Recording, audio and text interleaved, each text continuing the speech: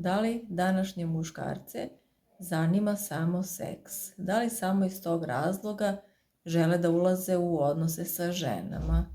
Muškarci koji ovo gledaju složit će se sa mnom da im nisu samo to motivi, ali postoji veliki broj žena koje su razočarane i negdje im se čini, takav im je zaključak, da muškarci samo žele intimne odnose.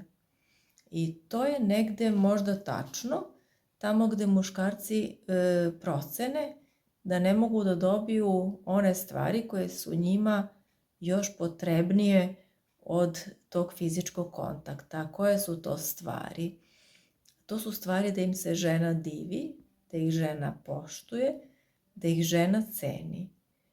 Da oni imaju osjećaj da su oni za tu ženu posebni i da se razlikuju od svih ostalih muškaraca koje ona poznaje. Naravno da nisu bolji od njenog tate. Šalim se malo.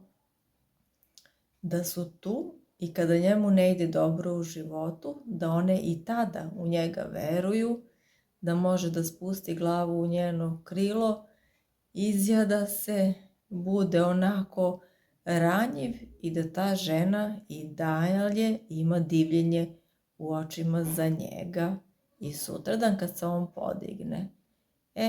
Mislim da je to nešto što muškarci u ženi žele da vide.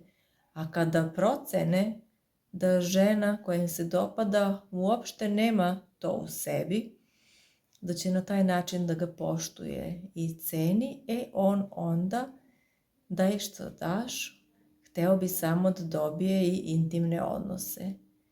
Sada na muškarcima je da u sebi razvijaju što više kvaliteta, da bi im se žene prepustile i da bi ih na taj način sa velikim sjajem u očima posmatrale i da bi uz njih i one onako mirno i sigurno i zaštićeno koračale. I da li ste vi takav muškarac i da li pored sebe imate baš takvu izabranicu i partnerku?